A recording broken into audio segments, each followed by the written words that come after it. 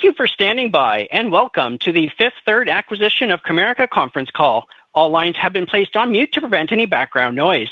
After the speaker's remarks, there will be a question and answer session. If you would like to ask a question during this time, simply press star followed by the number 1 on your telephone keypad. If you would like to withdraw your question, again, press star 1. Thank you. I'd now like to turn the call over to Matt Curo, Senior Director of Investor Relations. You may begin. Thank you, and good morning, everyone, and welcome to the call. Before we get started, I'd like to direct your attention to slides 2 and 3 of the presentation and highlight that any forward-looking statements made during today's conference call are given in the context of today only and are subject to important risk as described in the presentation. Actual results and events could differ materially from those discussed here. Please also refer to the additional information discussed on slides 2 and 3, as well as in the SEC filings and joint press release for both companies. With that, let me turn the call over to our Chairman, CEO, and President, Tim Spence. Good morning, and thank you for joining us on short notice, as Matt said. As always, Brian Preston, our CFO, is here with me today, and I'm pleased to welcome Curt Farmer, Chairman, President, and CEO of Comerica, to Cincinnati this morning. Today, we are delighted to announce the merger of Fifth Third and Comerica, uniting two outstanding organizations to create a more dynamic, resilient bank. I want to start by extending a warm welcome to our new Comerica colleagues. Together, we are a stronger bank with industry-leading capabilities, premier markets, and enhanced capacity to invest for future growth. In recent years, investors have often asked about Fifth Third's stance on M&A. Our framework has been consistent, that M&A is not a strategy unto itself, but rather a means to achieve stated strategic objectives, that the cash earned back, IRR, and NPV of synergies must be superior to organic alternatives to justify higher execution risk, and that the outcome must be a company that is better and not just bigger. We believe this is one of those rare combinations that satisfies all three criteria. Financially, this transaction is compelling. Including merger charges, there will be no tangible book value per share dilution and thus no earn back. Excluding them, we model TBV per share accretion of 5% on day one. We project EPS accretion of 9%, an IRR of 22%, and a capitalized value of identified cost savings at $6.5 billion. These metrics are all superior to our organic growth alternatives, which tend to produce a 2 to 4 year earn back and an IRR in the mid-teens. While not included in our modeling, we also expect the revenue synergies of this combination to be significant. In terms of operating priorities, this combination enhances our focus on stability, profitability, and growth. Combining Comerica's granular commercial loan portfolio, Fifth Third's granular retail deposit base, and both companies' fee income platforms produces a diversified balance sheet and revenue profile. Our shared national credit concentration decreases from 44% to 36%. DDA will comprise 29% of total deposits ahead of peers, and 62% of fee income will come from recurring sources. The combined company will have peer-leading profitability. In 2027, once cost saves are fully phased in, we project a return on tangible common equity of greater than 19% and an efficiency ratio in the low to mid-50s, both number one in our peer group.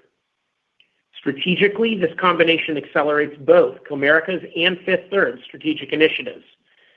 In consumer, we will add density in Michigan and become number one in retail deposit share across the state, as well as number one in Detroit, the one large metro area in Fifth Third's Midwestern footprint where we are not top 5 today. This combination also provides a platform for retail deposit growth. Fifth Third and Comerica together operate in 17 of the 20 fastest growing large U.S. metro areas. To complement the continued build-out of our high-growth Southeast markets, we will also open 150 new financial centers in Texas by 2029. Our best-in-class de novo program is well understood by the market, and at the conclusion of these builds, we will be in a top 3 locational share in Dallas, Houston, and Austin. On the commercial side, Comerica's middle market platform is widely recognized as a crown jewel in the regional bank group. Marrying their best-in-class credit discipline, experienced bankers, and specialty verticals with Fifth Third's strong middle market capabilities and capital markets offering should deliver exceptional results. The combined company will also operate two $1 billion in revenue, high-growth, recurring fee-based businesses in commercial payments and wealth and asset management. Our combined commercial payments offering will have over 80% penetration among commercial borrowers and tip-of-the-spear offerings in several industry verticals.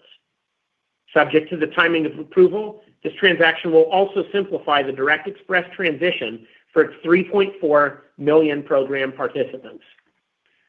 In wealth and asset management, our combined platform will have over $750 billion in assets under custody, making it one of the largest among all regional banks.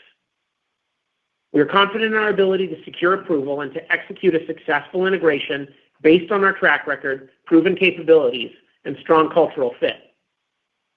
Following our merger with MB Financial in 2018, we exceeded our expense synergy targets and retained key leaders, including those who run the Chicago region and Fifth Third's national equipment leasing business today. 6 years in, we have higher market share in the notoriously competitive Chicago market than we did pro forma at the time of close, making us one of only a few large banks not to lose, much less gain market share post-acquisition. All deal announcements include a statement about strong cultural alignment, but in this case, there are strong proof points to support it. Former Comericans, including the two who serve on Fifth Third's current executive management team, have consistently done well at Fifth Third, and Kurt and the Comerica team tell me the same about the former Fifth Thirders in their organization. As part of this transaction, Kurt will remain with the combined organization as vice chair of the bank, and Peter Sesek, Comerica's chief banking officer, will lead our wealth and asset management business, reporting to me. We expect other Comerica leaders will assume key roles to ensure we assimilate the best of their capabilities and client continuity, and we will also welcome 3 Comerica directors to our board at the time of close. We are pleased to announce that we are increasing Fifth Third's minimum wage to $21 per hour at the close of the merger. We will also continue our longstanding support to the Dallas and Detroit communities, because we are only as strong as the communities that we serve.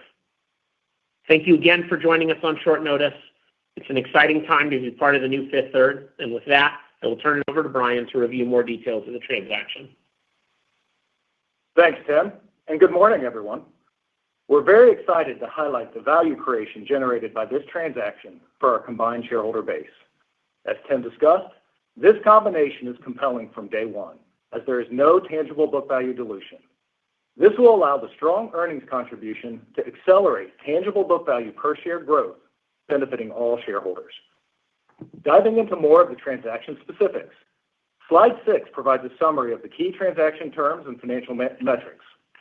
Comerica shareholders will receive 1.8663 shares of Fifth Third for each Comerica share, which equates to a purchase price of $82.88, representing a 20% premium to Comerica's 10-day VWAP. The total transaction value is $10.9 billion, based on the October 3rd closing share price for Fifth Third.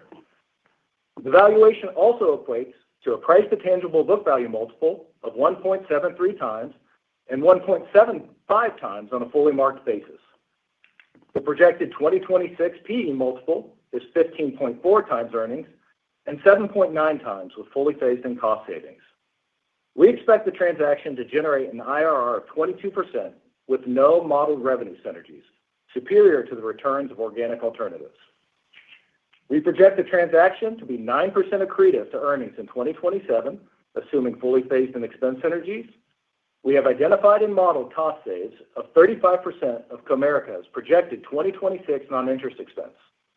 We believe these synergies are reasonable and achievable and primarily relate to the elimination of redundant systems, locations, and back-office processes. One-time charges are estimated to be $950 million on an after-tax basis, or about 1.5 times the modeled synergies. To be conservative, we modeled these one-time charges to occur at close. The rate mark on the balance sheet primarily relates to their AFS securities portfolio, which is estimated at $1.7 billion and is modeled to accrete to income over 8.5 years. Given the low concentration of fixed-rate lending products on their balance sheet, the rate marks on the loan portfolio are immaterial. The negative carry to NII associated with their cash flow hedges, net of BSBY cessation impacts, will be reset at market as part of purchase accounting on the opening balance sheet, resulting in immediate NII and NIM accretion at close. For reference, the negative carry associated with these positions was an $83 million reduction to NII in the second quarter. During our due diligence process, we performed an extensive review of their loan portfolio, analyzing loan tapes and reviewing credit files. Based on our current assessment of the portfolio, we expect to record a credit mark of approximately $800 million, which is around $100 million more than their second quarter 2025 allowance for loan losses. Our core deposit intangible is estimated at $1.3 billion and is expected to be amortized over 10 years. Our current estimate for CET1 at close is 10% and 8.6% inclusive of unrealized losses on AFS included in AOCI, with both of these ratios including a 40 basis point impact due to the restructuring charge modeled to be recognized at close. We will be pausing all share repurchase activity through close. While we have not modeled any revenue synergies in this transaction, we are very excited about the outlook for our combined companies. First, middle market banking has historically been a strength for both companies. The increased depth of our coverage and product capabilities should create opportunities to accelerate growth and market share, especially in the fast-growing Texas markets and in California. Bringing the Fifth Third retail and de novo playbook to Comerica markets should be a catalyst for sustained growth over the next decade. We expect to open all 150 new Texas branches by the end of 2029. When completed, over half of our branches will be in the higher growth Southeast, Texas, and Arizona markets. Finally, we have strengthened the resiliency of an already strong Fifth Third. Our top quartile profitability is projected to grow even stronger, with ROTCE increasing by 200 basis points with the fully phased-in cost saves in 2027. Our leading efficiency ratio is also expected to improve 200 basis points down to the low to mid-50s in 2027.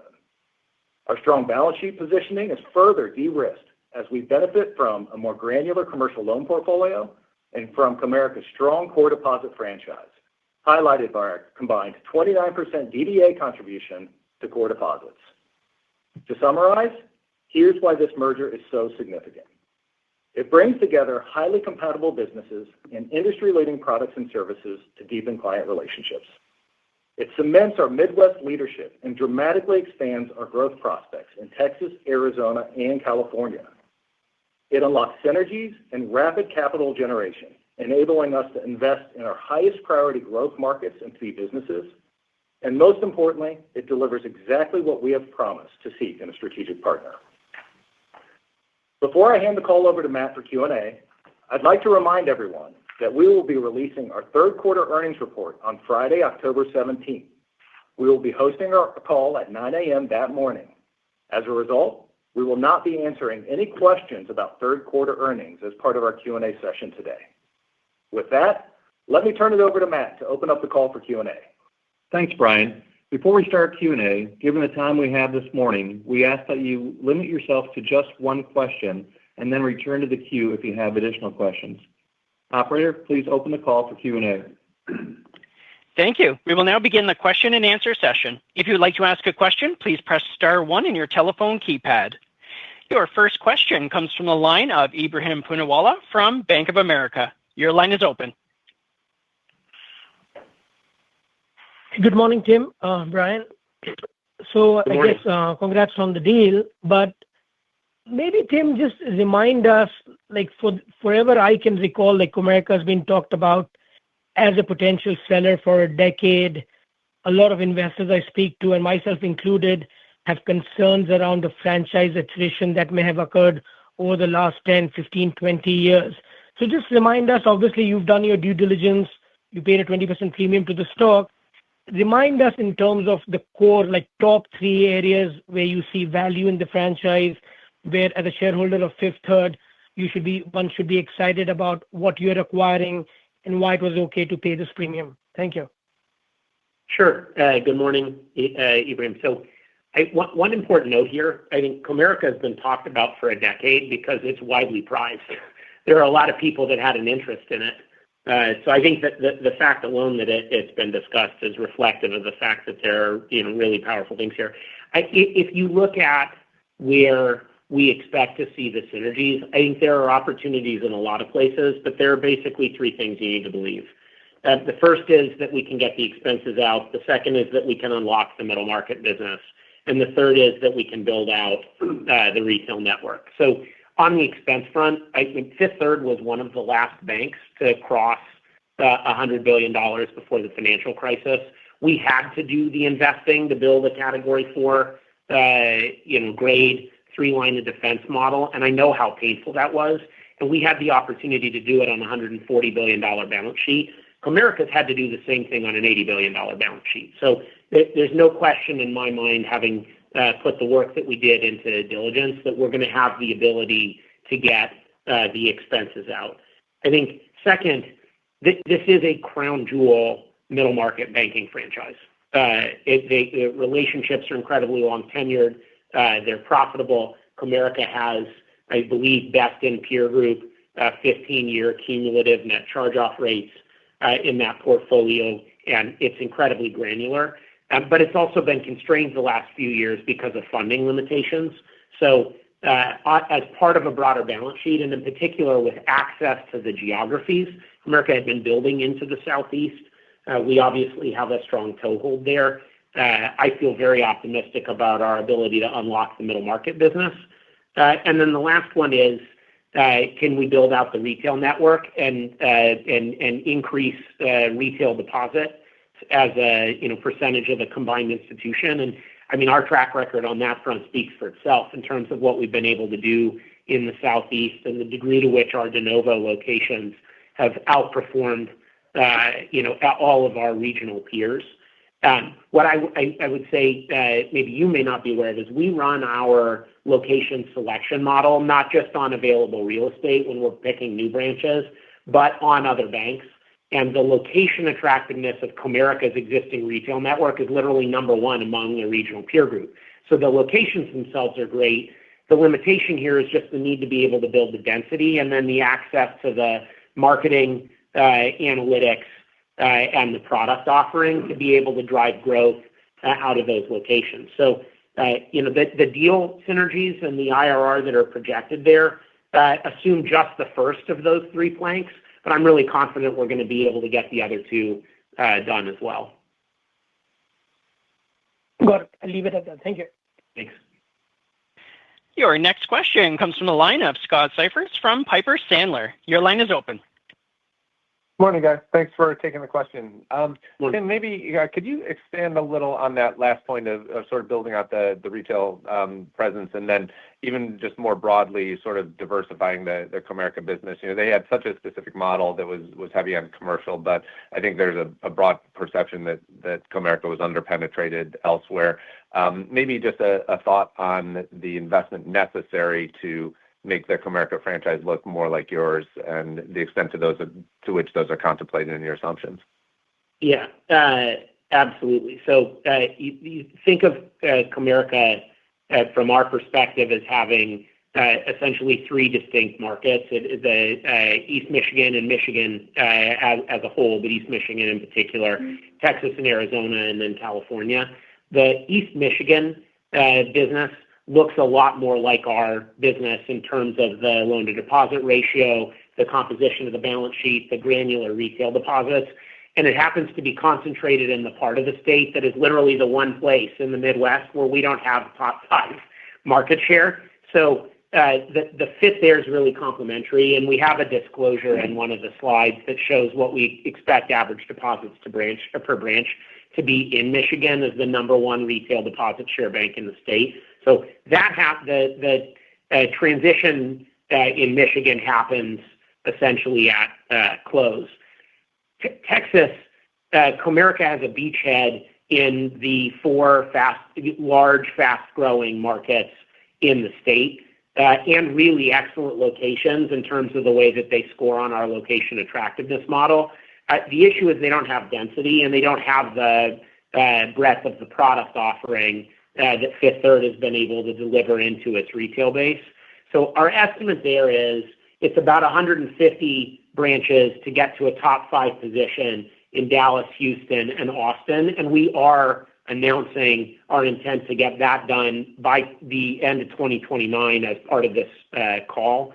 And it's about 185 branches to get to top 5 in the state overall. Okay. So it would be reasonable to assume that the 150 in those 3 cities are a milestone along the path as opposed to a destination. In Arizona and California, the branch network really serves as a complement to the business banking and commercial banking franchise. We do think there's more we're going to be able to do in consumer there, but for the time being, the real opportunity there is to leverage the middle market loan production offices that Fifth Third has developed in California as part of a much broader business that Comerica has, and to get the most that we can out of the business banking middle market offering in the state. And I know, Kurt, that just based on the way the conversations evolved, that the retail franchise was a part of why Fifth Third felt like the right partner to Comerica's board. Yeah, Tim, I would absolutely say that. And any consideration we've had around maybe pursuing a partnership with another institution, getting a bigger retail presence, more capabilities, better branding in the retail space, better digital and technology-driven solutions for customers was really, really high on our priority list. Perfect. All right. Thank you both very much. I appreciate it. Thank you. Your next question comes from the line of Gerard Cassidy from RBC Capital Markets. Your line is open. Hi, Tim. Morning. Question for you. When you think back to your MB Financial transaction that you announced in 2018, obviously you fully integrated it. What lessons are you taking from that and things that may have not gone as well as you planned so that you can avoid any type of risks going forward with this transaction? So really the question is, what are some of the bigger risks that you've identified based on your experience that you think you'll be able to handle as this transaction goes forward in 2026?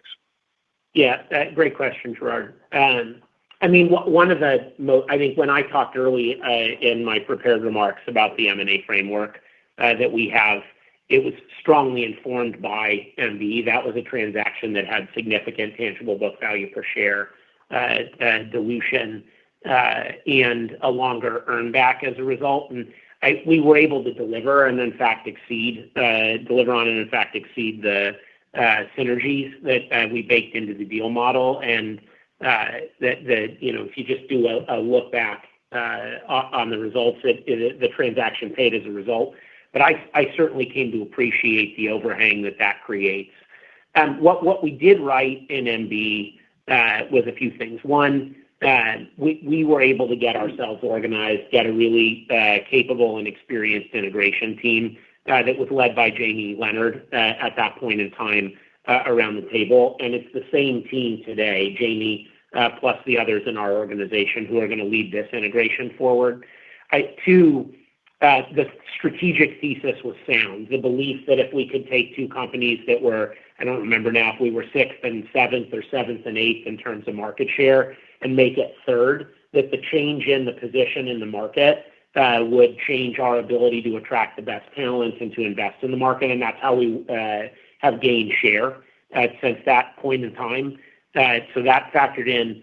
And I think the third thing is I came to appreciate that if you want M&A to work well, you have to protect the crown jewels of the companies that you acquire. And we did a really excellent job of bringing the people along with us. I mean, Mitch Feiger, the CEO of MB, stayed on as the CEO of Chicago. And then he, plus the other two MB board members, are still on our board. We're on our third generation of leaders in Chicago. If you include Mitch, since the transaction, they've all been MB folks. The MB folks had a better, more diversified equipment leasing platform. The MB folks now run the equipment leasing business at Fifth Third. So it's easy to say we don't want to just be bigger, we want to be better. It's harder to do it. But that is really what worked there. We had the right strategic thesis, and we kept the people that we needed to keep together, and we executed the conversion. What didn't work well in terms of the hiccups, where we had some systems conversion issues immediately after conversion, just some data migration issues. And that informed the decisions that we've made in terms of retiring some of the legacy mainframes that we have been talking about over time. And as a result, we have a much more extensible platform today. Thank you. Great insights. Thank you. Mm-hmm. Your next question comes from the line of Chris McGratty from KBW. Your line is open. Oh, great. Good morning. Hey. Tim or Brian, I'm interested in your assumptions or plans for Comerica's balance sheets. I think you talked about it 78 today. It was close to 100 a few years ago. So repositioning, pruning, and then overall, given Comerica's swaps and short duration loan book, how should we be thinking about just the pro forma rate sensitivity? Thank you. Yeah, thanks, Chris. Obviously, Comerica has always had a very asset-sensitive balance sheet. They have $25 billion in swaps today that are having an impact from a negative carry perspective on that balance sheet. Purchase accounting gives us the ability to cleanse those positions and rebalance. One of the things that gives us some comfort on the structure of this transaction is that there's not a lot of long duration fixed rate assets on the balance sheet. So the price risk and the capital risk associated with the transaction is very low from here. So that's going to give us a lot of flexibility to manage through the potential market volatility that we could see between now and close. From a longer-term perspective, I think you're going to see us use very similar approaches that we've used in the past, which is a combination of the investment portfolio, including the use of HTM, as well as additional swap positions to help us maintain a more neutral positioning. We've had a lot of conversations in due diligence about the value of the DDA franchise, but that franchise can also be a curse in those lower rate environments. So we're very cognizant of making sure that we continue to manage to a fairly balanced position on that front. So expect to see us try to stay in a relatively neutral position through a combination of on-balance sheet, long-duration assets to create some stability for lower rate environments. And one of the things that we have that I think is a tool that the Comerica team did not have is our fixed-rate loan origination platforms give us an ability to provide some ballast from a duration perspective without taking the price risk. So certainly feel good about our ability to continue to navigate through what could be a volatile rate environment from here. Great. Thank you very much. And we have reached the end of our question and answer session. I will now turn the call back over to Tim Spence. I'm sorry. We have time for another one. Yeah, we have time for more questions. My apologies. Your next question comes from the line of Mike Mayo from Wells Fargo Securities. Your line is open. Hey, so what I think I hear you saying that, ultimately this is a retail banking play, wash, rinse, and repeat with the Fifth Third retail banking playbook. So, Kurt, you acknowledge that, recognize that. I guess I'm trying to figure out, what's changed. I asked this question in the last earnings call. I asked the question 10 years ago. So why now? Because I don't think that part is new. And then from Fifth Third, the California you didn't mention for the retail banking playbook. Thank you. Yeah, Mike, thank you for the question. Maybe just to back up a bit and think about the journey the last 2 years, not just for us, but for the industry. Admittedly, we were hit a bit harder than some during the regional bank crisis. A lot of that because we do have this large commercial retail or this commercial deposit base and the lack of a retail more granular deposit base that made our deposits a bit more flighty. It's a little easier to move large, chunky commercial deposits, and it took us a bit to recover from that. And we had to rationalize our balance sheet on the lending side and exited at least one business line and pulled back in some others. So we lost some momentum on the growth side. But I think it allowed us to really pull back and think more strategically about the company longer term. And so we began some conversations well over a year ago with our board, thinking about options for the company, both for inorganic and organic growth. We considered opportunities that we might have to be an acquirer and really did not see things that we thought would be attractive for the company. And that really led us down the path of thinking more seriously about whether we would consider a strategic partnership. And those conversations began way before this past summer on our last earnings call. And as we kind of got into the third quarter and thinking more seriously about it and thinking about potential partners, Fifth Third continued to rise to the top of consideration, and a lot of it for the reasons that Tim outlined. You are marrying a strong commercial bank, not only in middle market and business banking, small business, but also in a lot of the industry verticals that we operate in today. Deep relationships, deep tenured bankers, great credit expertise, marrying that with a really great retail deposit base. And while there is some overlap in general, there's not as much overlap as you would think between our franchises. And so we've got an opportunity to take the great franchise that Fifth Third has built throughout the Midwest into the Southeast and marry it with what we have in Texas and California and really create a 1 + 1 = 3 scenario. And so for us, it was really about the timing being right. It is an environment where I think scale makes a difference. And as we have faced increased costs in terms of technology, in terms of marketing, in terms of product development, in terms of regulatory expense, it has become increasingly challenging for us, and you've seen that in our higher efficiency ratio to manage in that environment. And so the ability to scale up with a larger institution was really important for us from that perspective as well.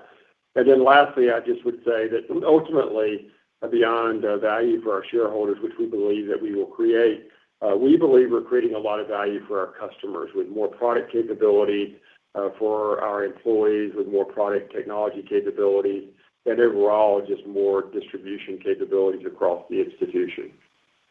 Yeah. And Mike, to your last point, I would think of California as next. We have north of 85% of all the locations, the sites that we need to finish the Southeast already secured. Those will be built. There are a lot of them still to open in the fourth quarter of this year, and then call it 50 a year from here until we're done.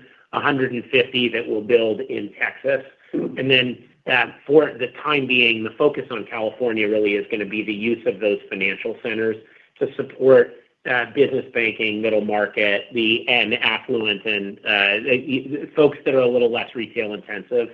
And we'll come back to the California markets from there. Got it. Thank you. Thank you. Your next question comes from a line of Erica Najarian from UBS Financial. Your line is open. Hi, good morning. Quick question for me, and this is the largest deal that's been announced in some time. You have been, Tim asked when big deals had been announced about the opportunity to poach some talent. How do you defend that against that in this case? What are your plans to make sure that the top talent that you've identified at both firms aren't rated by others?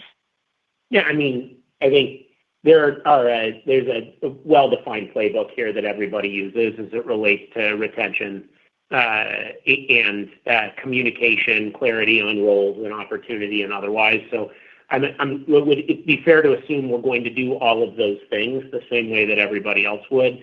What I would tell you, Erica, my lesson from MB, and again, from the fact that we have founding members of these fintech platforms, right? We were told we couldn't keep any of the fintech folks either, and we've had great success at it, is that the strategic thesis has to be sound.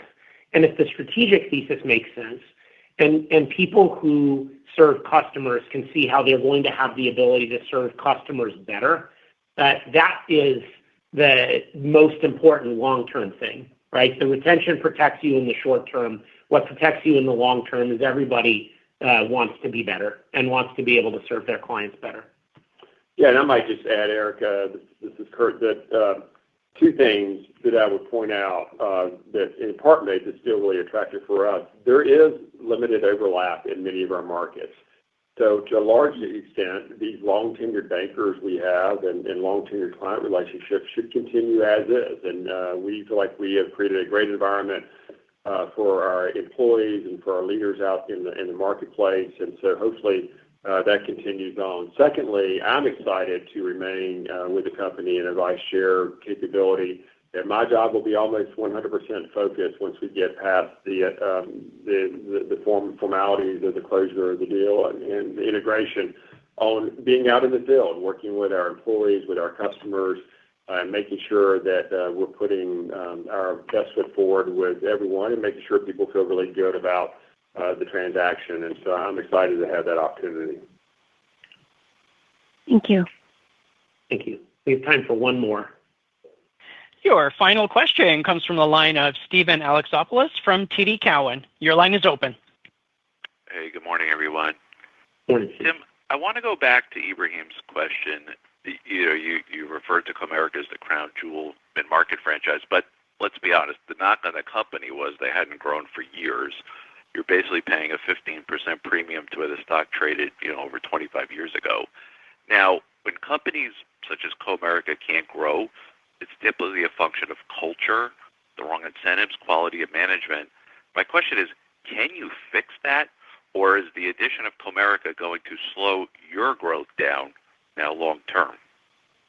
Yeah, a great question, and there is a lot there. I think I would add another reason why companies don't grow in businesses like ours, which is funding is the bill of material, right, in the banking manufacturing business. And if you have funding constraints or a discontinuity with regard to regulatory overheads and otherwise, it creates reasons or requirements to limit growth rates. So when we look at the Comerica business, and we obviously have the benefit of being able to look at this at a level of detail that you perhaps can't. The production characteristics of the middle market business are excellent. In fact, they have continued to be very strong. What Kurt described earlier that Comerica's had to do is to make some decisions at the top of the house about businesses not to be in that have limited the aggregate growth rate. So the business we want to be able to unlock here is the commercial banking franchise, small business, business banking, middle market, and the specialty verticals. And as part of a broader balance sheet with a more granular funding profile, we're going to be able to do it. That's the first thing. Second thing, I have said many times at conferences that building branches successfully is way harder than building branches, right? Way harder than it looks. You have to know how to choose the sites. As in the broad-based locations, you have to be able to choose the location within the location. You have to know what to build. You have to know how to launch it. You have to know how to staff and train for it, and to be able to support it with marketing and technology. And the engine we've built there, we didn't build overnight. We built over time, and we're going to be able to do a lot there because of the capacity that the synergies create and being able to invest and to leverage our expertise to be able to get the funding profile to go. I think the other thing that I can tell you, having been at Fifth Third for a period of time where Fifth Third didn't grow for nearly a decade, it was because the expense to build out the 3 lines of defense on the regulatory front was crowding out a lot of it, which was a good investment and needed, and we're a better company because of it, but was crowding out our capacity to invest in adding talent. And that is the other thing that we're quite confident in. We have been growing bankers in the Southeast in double digits year over year and across the company at a 5 to 7% clip. So we know how to do the recruiting, and the reputation of the Comerica bankers in the markets where Comerica operates are outstanding. And I know that because we've tried to recruit a bunch of them over the years and have been successful only a little bit at a time. So I just think eliminate the constraints on the investment capacity and just aggregate balance sheet size and funding, add the retail expertise, and create the